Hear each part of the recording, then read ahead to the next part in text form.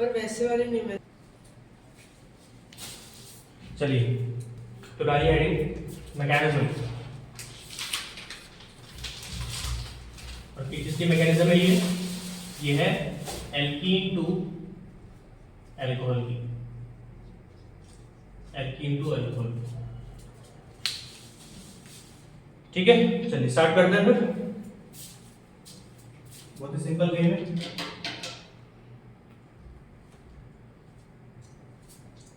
देखिए अब जब हमने एल्कीन टू अल्कोहल देखा था तो कैसे देखा था हमने, क्या क्या रिएक्शन थी उसकी, that is CH2 double bond CH2, इसके अंदर हमने क्या डाल दिया, H3O प्लस डाल दिया, हाँ है ना, और इससे क्या मिलेगा आपको CH3 CH2 OH, है ना।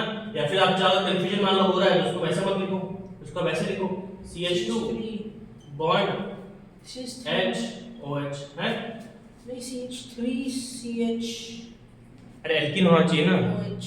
एल्कीन होना चाहिए ना, तो मैं यहाँ पे सबसे सिंपलेस्ट एल्कीन ले रहा हूँ, ठीक है, सबसे सिंपलेस्ट मैं यहाँ पे एल्कीन ले रहा हूँ। ठीक है, तो ये रिएक्शन एक्चुअल में, हाँ ठीक है। अब इसकी मैकेनिज्म मतलब इससे ये कैसे बना, इसका स्टेप बाय स्टेप जब प्रोसेस अपन देखते हैं उसमें क्या बोलते हैं उसकी मैकेनिज्म। ठीक है ना, अब देखो ध्यान से, बिल्कुल ध्यान से देखिए स्टेप 1 के अंदर हाँ क्या हुआ, ये टेप जब स्टेप 1 में क्या हुआ, वीडियो चलो स्टेप 1 में क्या हुआ, स्टेप 1 के अंदर ये जो H3O प्लस आप देख रहे हो ना, ये कहां से आएगी, कहाँ से एल्कीन है ये तो, मतलब H3O प्लस एल्कीन है, एल्कीन ये रिएक्शन में आई है। H3O प्लस कहां से आई, या कहां से आया, अपन ने डाला है। H3O प्लस जो होता है ना वो एसिडिक वाटर होता है, ठीक है, तो ये डिसोसिएट होता है किसमें, H प्लस में और H2O में, हो सकता है वापस से मिल जाएगा तो ये बन जाएगा, ठीक है ना। तो यहां पर क्या होता है स्टेप 1 के अंदर, H प्लस और ये H2O दोनों ही रिएक्टिव स्टेट में होते हैं जो इससे रिएक्ट कर सकते हैं। अब एल्कीन को ध्यान से देखो, CH2 डबल बॉन्ड CH2, उसको आप ध्यान से देखिए, ध्यान से अगर आप उसको देखोगे तो इसके पास एक पाई बॉन्ड है कि नहीं, डबल बॉन्ड के अंदर एक पाई होता है एक सिग्मा होता है, ये पता होना चाहिए। अगर पाई बॉन्ड है तो जिसके पास भी पाई बॉन्ड होता है उसे अपन क्या बोलते हैं, इलेक्ट्रॉन रिच स्पीशीज, जिसके पास भी पाई बॉन्ड होता है उसे अपन क्या बोलते हैं, इलेक्ट्रॉन रिच स्पीशीज, मतलब उसके पास इलेक्ट्रॉन बहुत ज्यादा है, रिच, हाँ रिच मतलब क्या होता है, अमीर, मतलब ज्यादा है। अच्छा रिच, हाँ तुम क्या सोच रहे हो, अब रिच रिच बोल रहे हो, रिच, पहले रिच लग रहा था, तुम पता नहीं क्या क्या सुन रहे हो, इलेक्ट्रॉन रिच RICH, ठीक है ना, मतलब जिसके पास भी पाई बॉन्ड होगा उसके पास इलेक्ट्रॉन की संख्या हमेशा ज्यादा होगी, इलेक्ट्रॉन का नंबर ज्यादा होगा, क्वांटिटी ज्यादा होगी, ठीक है। तो जिसके पास इलेक्ट्रॉन क्वांटिटी ज्यादा है वो किसको इलेक्ट्रॉन दे सकता है, जिसके पास कम है, इन दोनों में से किसके पास कम है, इलेक्ट्रॉन उस H प्लस के है कि नहीं, बात खत्म। तो एक पाई बॉन्ड टूट के इसको इलेक्ट्रॉन दे दिया जाएगा, तो देखो ध्यान से, तो ये हो जाएगा, ठीक है। इसलिए अब चूंकि H प्लस को इलेक्ट्रॉन देना ही है, और इलेक्ट्रॉन देने का मतलब क्या है, जैसे मान लो मैंने तुम्हें इलेक्ट्रॉन दिया तो हम दोनों में बॉन्डिंग होगी कि नहीं होगी, तो इलेक्ट्रॉन अगर कोई स्पीशीज दूसरी स्पीशीज को देती है ना उसका मतलब क्या होता है कि बॉन्डिंग होगी, और बॉन्डिंग होके रहेगी। तो मान लो इस कार्बन ने इसको इलेक्ट्रॉन दिया बॉन्ड तोड़ के, तो जैसे ही इलेक्ट्रॉन दिया तो क्या बन गया, CH2 पहले से था, यहाँ पे जुड़ गया। अब चूंकि बॉन्ड टूटा है तो इसके ऊपर कौन सा चार्ज आएगा, नेगेटिव, क्यों, इलेक्ट्रॉन गया, पॉजिटिव आएगा ना, इलेक्ट्रॉन की डेफिशिएंसी हो गई उसके पास, तो यहाँ पे आ गया पॉजिटिव। और सर ऐसा क्यों था कि H को आपने उसी के साथ जोड़ा, इससे भी जोड़ सकते हैं, इससे भी जोड़ सकते हैं, कोई प्रॉब्लम नहीं, ये एक स्टैंडर्डाइज है कि ऐसा होता है, हाँ बिल्कुल, साइंटिस्ट ने रिसर्च करके बताया ऐसा, ठीक है। H में डालना H2 H से रिएक्ट करके, हाँ ठीक है, ठीक है।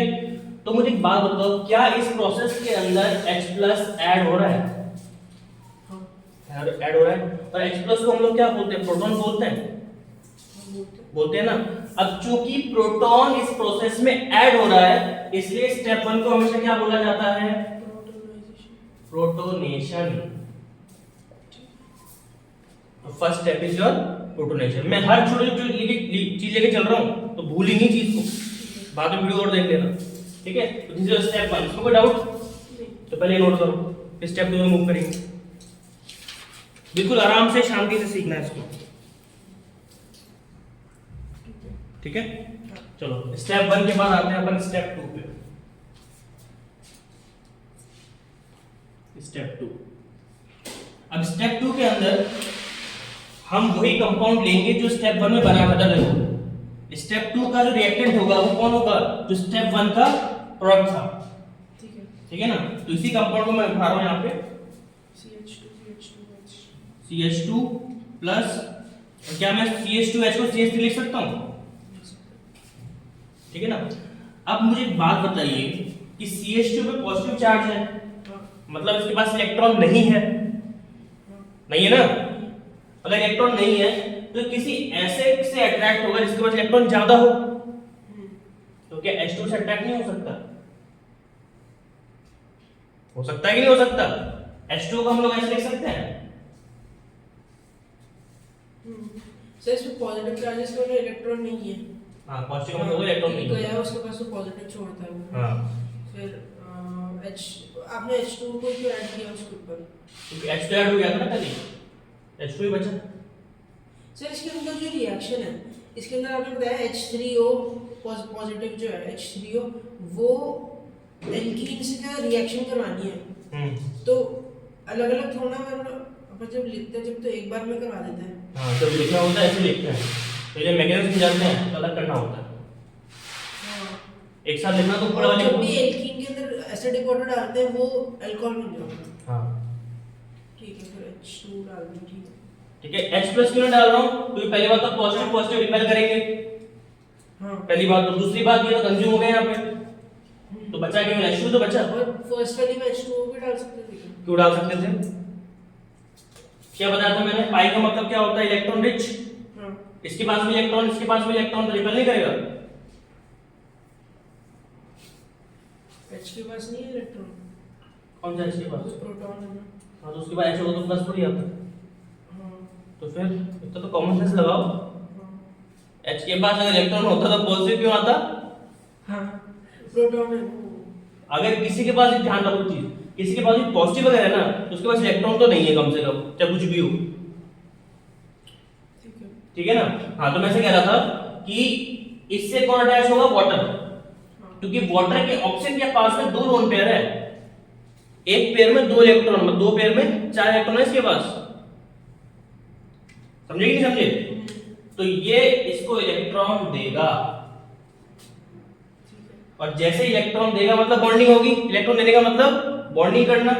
तो CH2 CH3 वैसा का वैसा, और यहाँ O जुड़ गया, H वैसा का वैसा, H वैसा का वैसा। इसमें तो ऑक्सीजन की 4 बॉन्ड बनाया आपने। का 4 बॉन्ड? 4 दो ही तो बनाए। नहीं, मुझे डॉट डॉट करके बनाया। वो तो पेयर है ना, फ्री इलेक्ट्रॉन घूम रहे हैं सराउंडिंग में, बॉन्डिंग थोड़ी है वो। तो ये चीज समझ नहीं आई, ये क्यों बनाया? अरे इससे तो समझना क्या है। अब जैसे ये H2 होता है कि नहीं होता?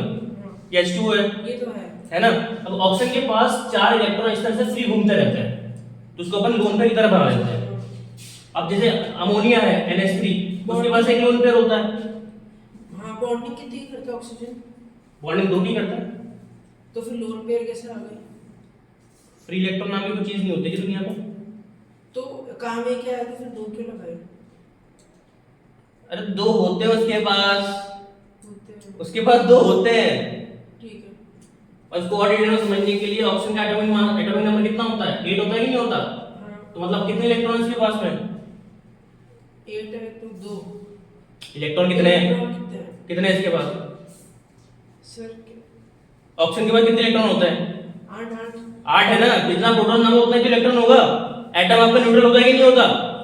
हाँ। होता है कि नहीं होता? मुझे लगा वो पूछ रहे तुम सुनो मेरी बात। अगर किसी भी एटम का प्रोटॉन का जो नंबर होता है वो इलेक्ट्रॉन के बराबर होता है कि नहीं होता? प्रोटॉन इलेक्ट्रॉन बराबर नहीं होंगे तो एटम जो आपका एलिमेंट है, जो एटम है, वो न्यूट्रल कैसे होगा? नहीं हो सकता न्यूट्रल। दैट्स व्हाई इसके पास 8 ही इलेक्ट्रॉन है। तो अगर आप इसका इलेक्ट्रॉनिक कंट्रीब्यूशन लिखोगे तो कैसे लिखोगे? 1s2 2s2 2p4। तो कितने इलेक्ट्रॉन इसके पास हो गए? 4 और 2 6। सेम सेम है ना आपके पास शेल्स। अरे भाई ये न्यूक्लियस है, ये फर्स्ट शेल है, सेकंड शेल। तो सेकंड शेल के अंदर 6 इलेक्ट्रॉन हो गए ना। फर्स्ट शेल क्यों देख लो तुम? हम तो आउटर वाला शेल देखते हैं कि नहीं देखते? हाँ, पर आपने दो लिए ना शेल एस और पी। हाँ, अरे दो तो सेकंड वाले के अंदर एस और पी ऑर्बिटल दोनों ही है ना। सेकंड वाले में दोनों होते हैं क्या? क्यों नहीं होते? थर्ड वाला लोगे तो उसमें 3 आ जाएंगे, एस पी और डी। फर्स्ट के अंदर केवल एस होता है, पी सेकंड वाले के अंदर एस और पी दोनों होते हैं। इतनी बेसिक चीज है ये, मतलब तुम यार मतलब सर 11th में थी ये, मुझे पता नहीं था। क्यों नहीं पता तुम्हें ये चीज? अब तुम्हें सीखना भी नहीं है इस चीज को। उस टाइम समझ नहीं आ रही थी। 2 का मतलब ये होता है कि सेम शेल। अब मैं यहाँ पे 2 बार 2 लिखूं या 25 बार 2 लिखूं, उसका मतलब सेम शेल, एक ही शेल के अंदर है। और अपन हमेशा जब भी इलेक्ट्रॉन काउंट करते हैं किसी एटम के अंदर, तो कौन सा वो शेल लेते हैं? सबसे बाहर वाला। सबसे बाहर वाला मतलब जहां पे नंबर खत्म हो रहा है। अगर 2 पे खत्म हो रहा है तो अपन किसकी बात करेंगे? सेकंड शेल की। इसके अंदर एस भी होता है, पी भी होता है, ठीक है ना। तो एस और पी मिला के कितने इलेक्ट्रॉन हो गए? 6 हो गए। तो मतलब आउटर मोस्ट शेल के अंदर 6 इलेक्ट्रॉन्स हैं, उसमें से भी केवल 2 ही बॉन्डिंग कर रहे हैं, तो बचे कितने? 2 बॉन्डिंग कर रहे हैं तो 4 बचे। वही तो शो किया है, वही तो शो किया है। दो बॉन्डिंग क्यों कहां से कर रहे हैं? 2 बॉन्डिंग कहां से कर रहा है? जहां उसके पास थे 2 इलेक्ट्रॉन। तो एच एच के साथ ना इसका तो होता है ना, एक ही एच होता तो एक ही एच होता तो एक कंपाउंड स्टेबल नहीं, कंपाउंड नॉट स्टेबल। इस तरीके से होता तो क्या होता है? Compound is not stable.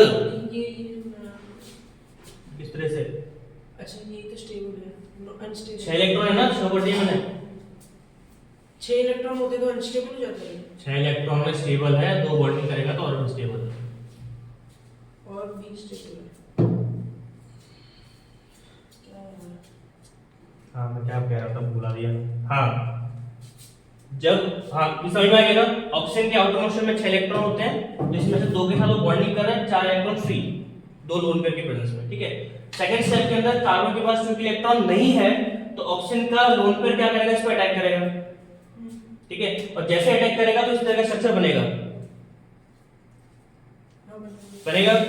एक बॉन्ड बनने के लिए कितने इलेक्ट्रॉन चाहिए? एक बॉन्ड बनने के लिए इलेक्ट्रॉन चाहिए। किसका बॉन्ड? कोई सही बॉन्ड। एक बॉन्ड अगर बन रहा है, एक बॉन्ड अगर मान लो बन रहा है सी और सी के बीच में, तो उसके लिए कितने इलेक्ट्रॉन चाहिए?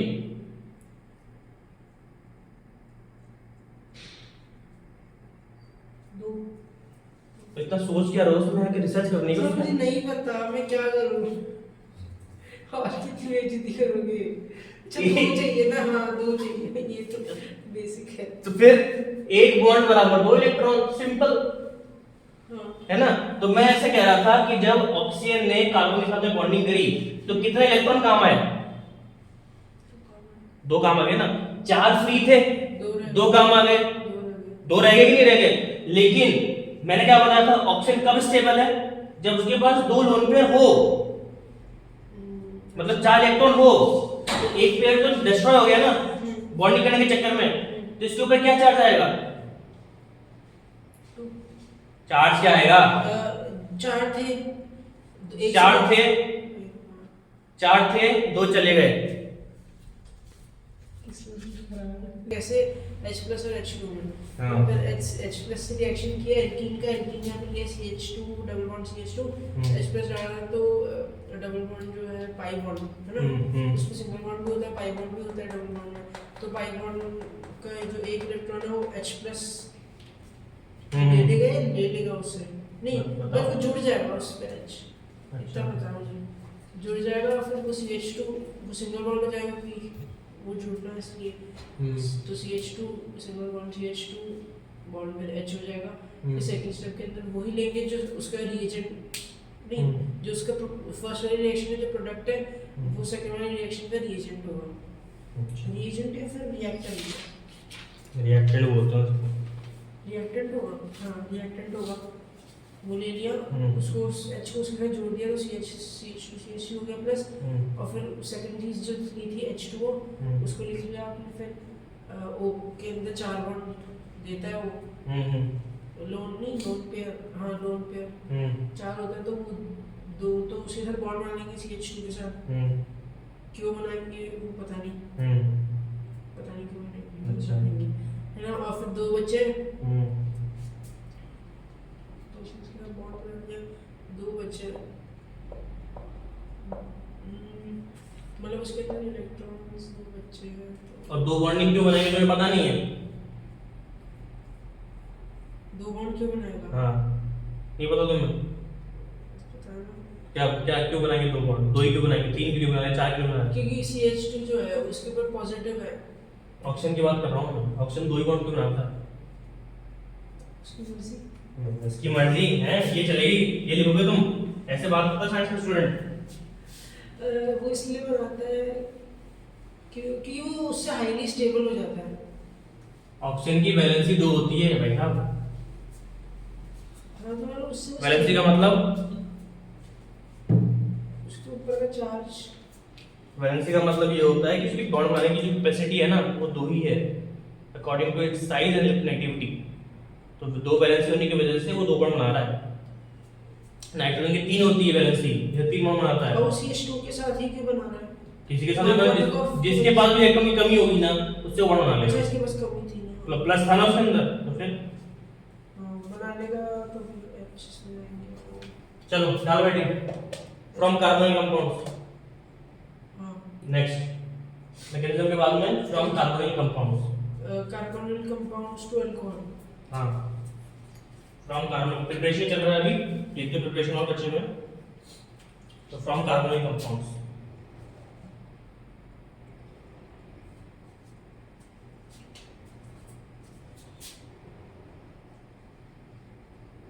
हाँ now what is the meaning of carbonyl compounds? क्या होता है कार्बन कंपाउंड? मेटल्स भी आएंगे इसमें, मेटल्स वगैरह भी कोई मेटल मुझे कुछ नहीं आता इसके अंदर। कार्बन कंपाउंड का मतलब नहीं पता है तुम्हें? आए ना, अब बताता हूँ कार्बोनिल कंपाउंड। देखो ऐसा कंपाउंड जिसके पास नहीं, ऐसा कंपाउंड जिसके पास COO ग्रुप हो, an organic compound having COO group is called carbonyl compound। ठीक है ना? और ये 2 प्रकार का होता है, एक होता है इसके अंदर आपका एल्डिहाइड और एक होता है इसके अंदर आपका कीटोन। एल्डिहाइड का स्ट्रक्चर कैसा होता है? दैट इज R≡COO और ये H। ठीक है, ये ग्रुप अगर आपको दिख जाए जिसको हम कहते हैं CHO ग्रुप, उसका मतलब होता है एल्डिहाइड। ठीक है ना? और कीटोन में क्या होता है? C डबल बॉन्ड O तो हो गई और दोनों तरफ क्या होंगे? R होंगे। ठीक है, तो केवल आपको अगर CO ग्रुप दिख रहा है तो कीटोन और CHO दिख रहा है तो क्या हो जाएगा? एल्डिहाइड। इन दोनों को कंबाइंडली हम लोग क्या बोलते हैं? Carbonyl compounds. बोलो बात समझ में आएगी नहीं? समझ में आ गया है ना? तो पहले चीज को नोट करो कि कार्बोनिल कंपाउंड का मीनिंग क्या होता है, अपने शब्दों में लिखो, ऐसे बना के लिखो, फिर रिएक्शन की तरफ आएंगे। स्टेटमेंट लिखो। In the presence of strong reducing agents, in the presence of strong reducing agents,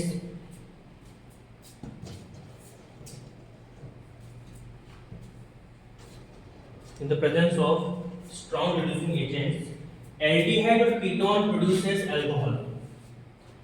aldehyde or ketone produces alcohol।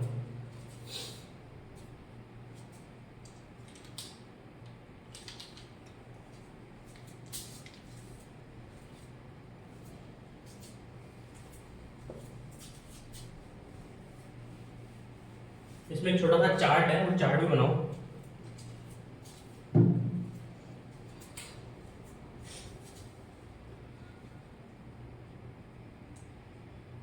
Chart, हाँ। तो क्या बोलते हैं, अगर आपके पास एल्डिहाइड है और अगर आपके पास कीटोन है, यहाँ पे स्ट्रॉन्ग रिड्यूसिंग एजेंट्स कौन से हैं? हाँ अच्छा सवाल पूछा। तो स्ट्रॉन्ग रिड्यूसिंग एजेंट दो चार हैं जो आपको पता होनी चाहिए। एक तो है H2PT, एक है आपका H2PD, एक है आपका H2 निकल। ठीक है, एक इसके अंदर होता है SnHCl, एक इसके अंदर होता है FeHCl और एक इसके अंदर होता है NaBH4। ये सारे स्ट्रॉन्ग रिड्यूसिंग एजेंट्स होते हैं। टोटल 6 है। टोटल बहुत सारे होते हैं, ये तो मैंने तुमको बेसिक में लिखना है। अगर लिस्ट बनाने पाए तो 50-60 की लिस्ट बनेगी, तो उतनी रिक्वायरमेंट नहीं है। जो बेसिक वाले हैं, जो मोस्ट कॉमन आपको देखेंगे वो यही वाले हैं, इसमें से कुछ अपन यूज करेंगे। तो मैं ऐसा कह रहा था, देखो कि एल्डिहाइड में अगर आप स्ट्रॉन्ग रिड्यूसिंग एजेंट डालते हो तो हमेशा आपको कौन सा एल्कोहल मिलेगा? ऑलवेज, कोई एक्सेप्शन नहीं। लेकिन अगर आप कीटोन के अंदर आप एसआर डालते हो स्ट्रॉन्ग रिड्यूसिंग एजेंट, तो क्या मिलेगा? ये डिफरेंस आपको याद होना चाहिए, इसमें गलती नहीं होनी चाहिए। एल्डिहाइड हमेशा प्राइमरी अल्कोहल देता है और कीटोन हमेशा सेकेंडरी अल्कोहल देता है। ठीक है, तो फटाफट इसको नोट करो, फिर मैं आपको देता हूं एग्जांपल।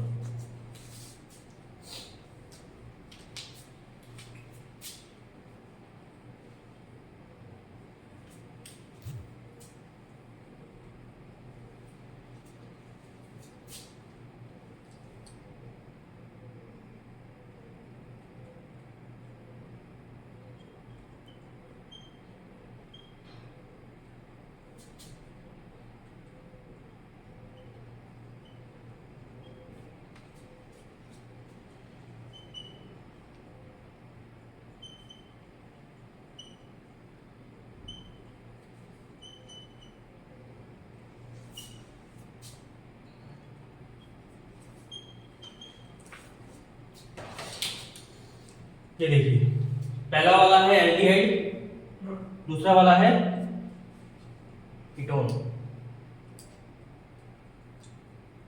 पहला वाला एल्डिहाइड, दूसरा वाला कीटोन। कीटोन में सर आर आता है ना? तो आर का मतलब क्या होता है?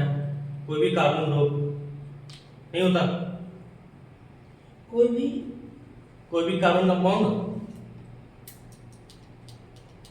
एल्डिहाइड के अंदर आर से जोड़ सकते हैं? क्यों नहीं जोड़ सकते? आर से नहीं जोड़ा, एच से जोड़ा। क्या? तो यहाँ पे एच से किया है ना इसको आपने, एच सर्कल।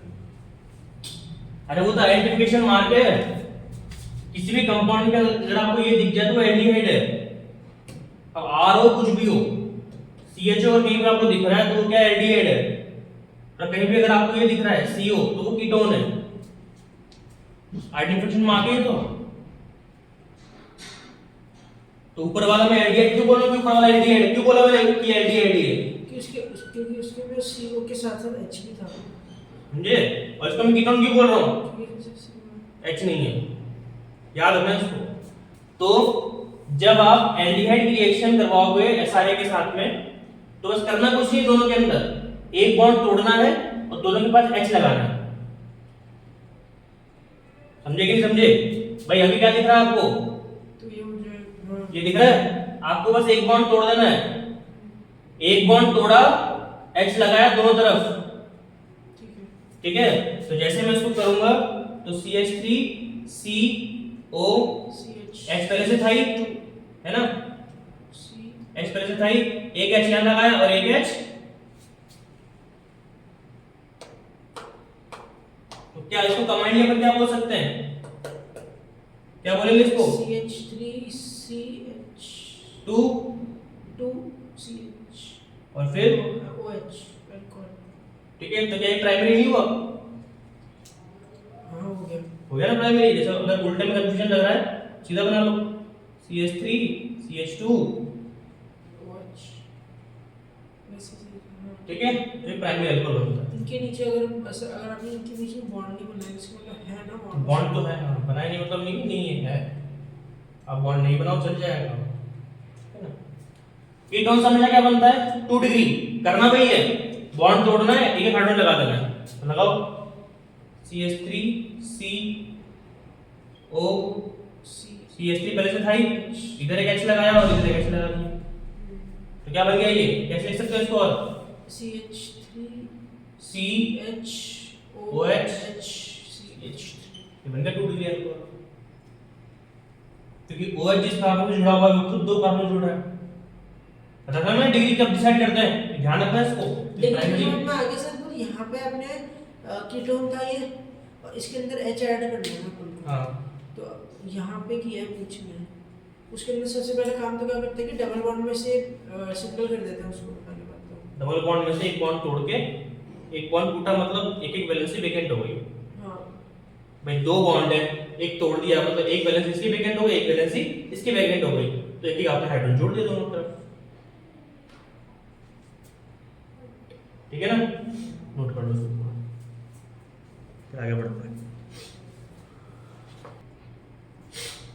लिखो इसके अंदर in the presence of strong reducing agent, इसमें नोट है in the presence of strong reducing agent carboxylic acids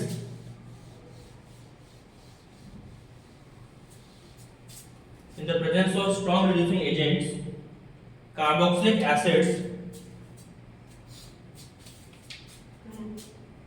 also provides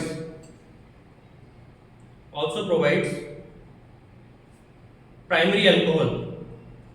1 degree लिख लो। हाँ 1 डिग्री अल्कोहल प्रोवाइड कर लो, फॉर्म प्रोवाइड टू आर तो फॉर्म लिखो, form also forms in the presence of strong reducing agent carboxylic acid also forms 1 degree alcohol। कैसे वो देखो।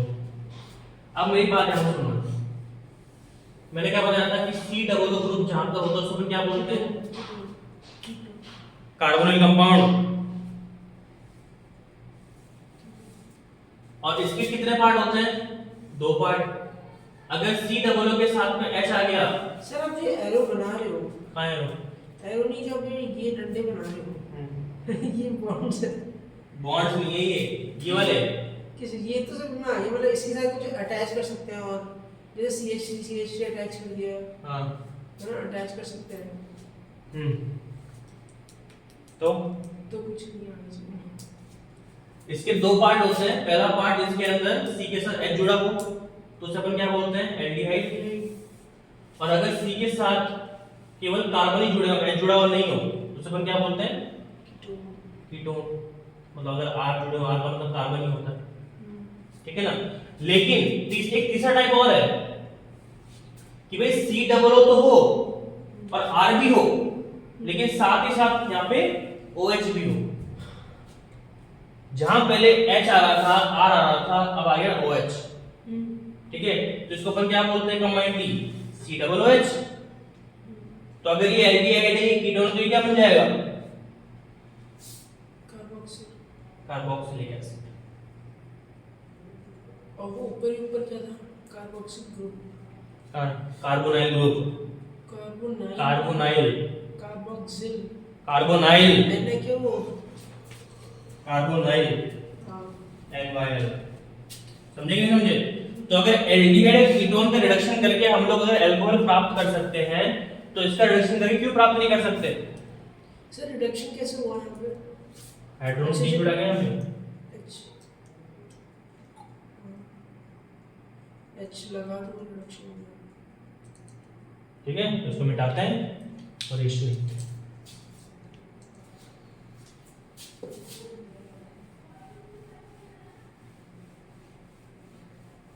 ये भी लिखना है ना, क्या ये, इसको अपने शब्दों में लिखो, इन्हीं शब्दों में लिखूंगा, और कौन से शब्द लिखूंगा सर, अपने शब्दों में लिखो, जो भी तुम्हारी मदर टंग है। मदर टंग तो नहीं, मतलब जो एजुकेशनल टंग है उसमें लिखो। खैर, तो देखो वी हैव द RCOOH, है कि नहीं। इसके अंदर आपको डालना है स्ट्रॉन्ग रिड्यूसिंग एजेंट, और याद रखना जनरली अपन क्या लेते हैं यहाँ पे, LiAlH4 और साथ में वाटर। व्हाट इज LiAlH4, एक हमने पढ़ा था NaBH4, लिथियम NaBH4 पढ़ा ना भी, और एक हमने पढ़ा LiAlH4। अब इनके मैं खासा बताऊंगा मैं, आपने सर इसमें लिखाया नहीं, इसको ले लीजिए में हाँ ये लिखा है ना, इसलिए नहीं लिखा है, बता दो कैसे। NaBH को हम लोग क्या बोलते हैं, क्या नाम है इसका? सोडियम हाँ ब्रोमो सोडियम बोरोहाइड्रेट, ठीक है ना। तो सोडियम बोरोहाइड्रेट जो है, ठीक है, ये केवल कीटोन से रिएक्ट करता है, इसलिए हमने कीटोन के अंदर ये लिया था। जी सिर्फ कीटोन से रिएक्ट करते हैं, एल्डिहाइड में नहीं लगाया था केमिस्ट्री। एल्डिहाइड में कहाँ लगाया था आपने, कहाँ यूज किया बताओ? हाँ इसको आपने एल्डिहाइड उसमें कीटोन यूज ये बहुत इंपॉर्टेंट चीज है, बहुत एग्जाम में पूछने वाला क्वेश्चन नहीं है कि अगर आपको कीटोन को रिड्यूस करना है तो इन चारों में से क्या यूज करेंगे, तो आपको लिखना है NaBH4। बहुत अच्छी रिएक्टिविटी होती है इसकी कीटोन के साथ में।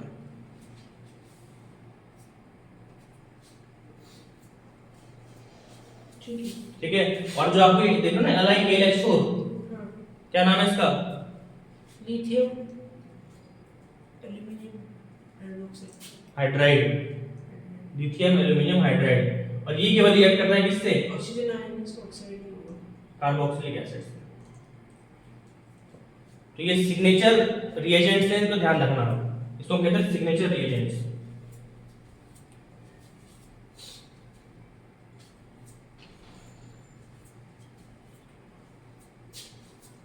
क्या बोलते हैं सिग्नेचर रिएजेंट्स, क्योंकि सबका सिग्नेचर फिक्स है।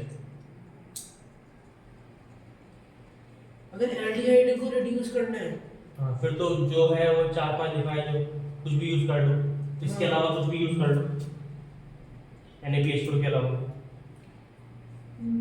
ठीक है। और कार्बोक्सिलिक एसिड को रिड्यूस करना है तो ये डलेगा स्पेसिफिकली। अच्छा है ना, ठीक है। अब होगा क्या इसके अंदर, होगा ये कि COO का जो दोनों ऑप्शन है ना बाहर निकल जाएंगे, हाँ ठीक है। बाहर कैसे निकलेंगे? LiKLH4 के पास में कितने हाइड्रोजन है? 4 है, 2 इससे जुड़ गए, क्या बन गया? वाटर। और 2 इससे जाके जुड़ गए तो क्या बन गया?